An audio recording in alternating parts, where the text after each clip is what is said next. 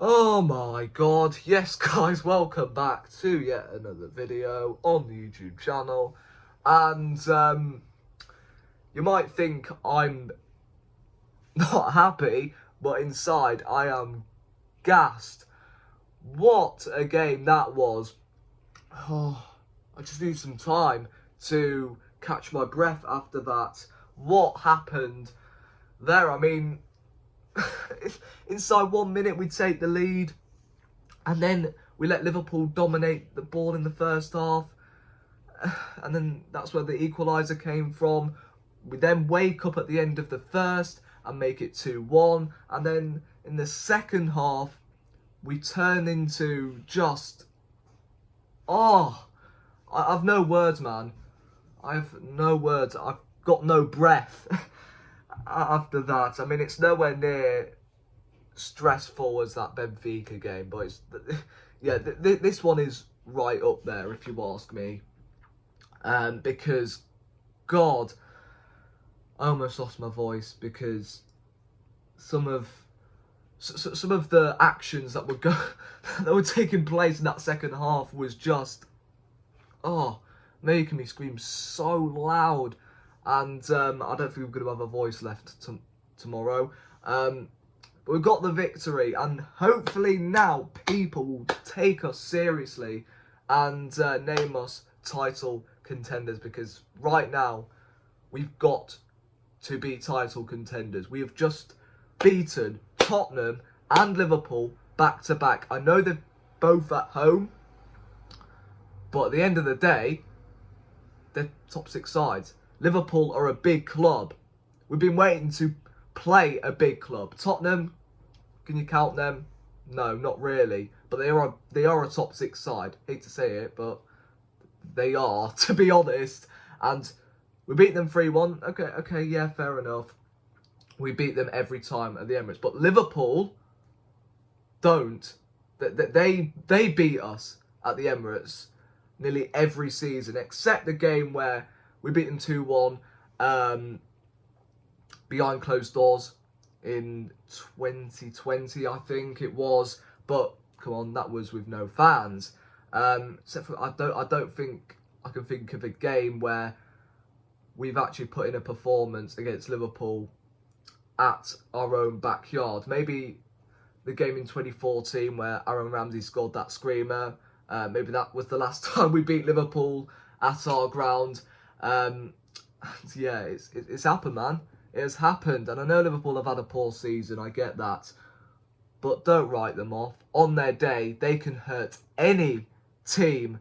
And at times, they made us look frustrated. They made us look like under 11s at times in that first half. Thiago and Henderson bypassed both of our midfielders. Like, they were nowhere to be seen. Too many gaps, man, in the first half. And I was very unhappy with the midfield and also Gabriel. Now, I am a massive fan of Gabriel. Don't get me wrong. But in that first half, he was all over the place. That first goal, for me, should have done better. If that's Saliba in that situation, he would have at least stuck a foot out. Yes, I know it probably might have been an own goal, but take a risk. Well, why is he not at least attempting to intercept the pass? I don't know. Who knows? Ramsdale might have reacted quickly and tipped it round the post, and we might not have conceded. I don't know. Maybe I'm being a bit harsh on Gabriel. Like I said, I am a massive fan of him, but in that first half, yeah, Space Jam.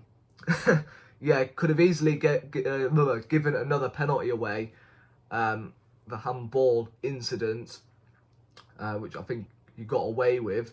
But second half, grew into it, didn't lose his head. And yeah, that's the thing I actually really do like about Gabriel. He doesn't lose his head.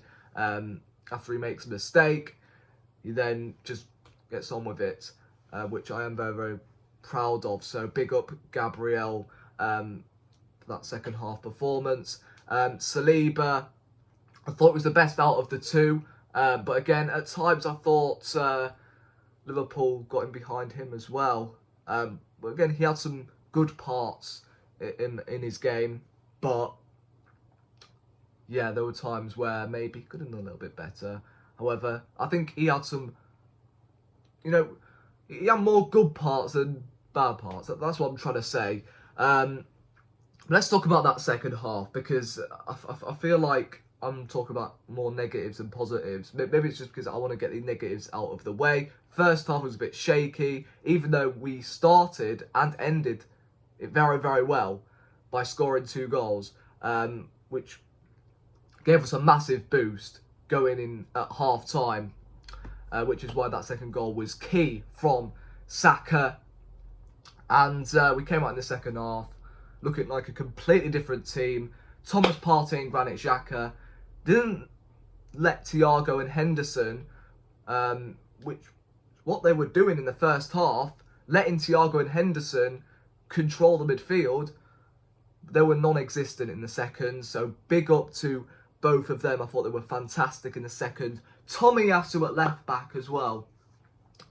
Every single Arsenal fan was questioning why he was starting as a left back when we had Kieran Tierney on the bench, who had a very, very good game on Thursday against Bodo Glimt. And yeah, Tomiyasu came in for the first time this season, first start. He's made a few appearances off the bench, and he was outstanding. He's not quite my man of the match, but big up Tomiyasu, man. He's coming up against Salah. I know he's had a poor start to the season, but again, just like Liverpool as a team, they can turn up on their day. Salah on his day can be threatening. Jota on his day can be brilliant.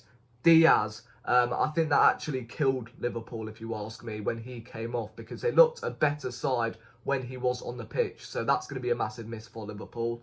Núñez, he's still young, don't forget. I think he's going to be good, but again, has had a slow start to the season with Liverpool. Scored today, of course he did, and Firmino. But who cares about them goal scorers? We won the game fair and square. I know that maybe the penalty was a little bit soft, but I don't care. Okay, you see them given, and it's about time we have a striker like that actually falls the floor. You know, when they feel some kind of touch on the ankle, then go down, and just never know. You win a penalty. If that's Lacazette in the situation, actually, maybe he would have gone down. But I'm talking about like Odegaard, for example. I don't think he would have gone down if he was in that position. So, Jesus for me. Again, second half was brilliant. Every single player, in fact, was brilliant in that second half. And yeah, for me, Jesus was very, very unlucky to not get a goal, because I thought second half caused so many problems. He was brave as well, when he got sandwiched between Alisson and Van Dijk in the last couple of minutes of the game. And yeah, man, the guy just he's a workhorse, man. He's annoying to play against, which is what I just love. I want a striker that is just so annoying to play against. Someone that will just piss off the football fans, neutrals, whatever. And Jesus is that man. I believe he's the guy who has been fouled the most times so far this season. And yeah, we've got to wrap this guy in cotton wool. He is the first name on that team sheet for me, as well as Martinelli. Mate, he could be one of the best players in the world in the future. He is that good. So, yeah, that's all I can say, really. Big club mentality. We are surely title contenders, if you ask me. Please, if there is any person out there on social media that are not telling us that we are title contenders at least, then I'm sorry, you have to go to Specsavers. You need to watch this season all over again because, mate, we have been truly magnificent so far this season. After that Manchester United defeat, I was like, oh no, Brentford, Tottenham, and then Liverpool, we could actually start to stutter. But no, we've picked up 3 wins in a row, got Leeds next week. I'm looking forward to that game. I think we will actually come out with 3 points, and hopefully we get on a good run until the World Cup starts. So let me know what you guys thought of the game in the comment section. Sorry if in periods of this video I have just not made sense whatsoever. Yeah, I just cannot breathe. So yeah, that's all I'm going to say really. Thanks for watching. I'll see you in the next one. Come on.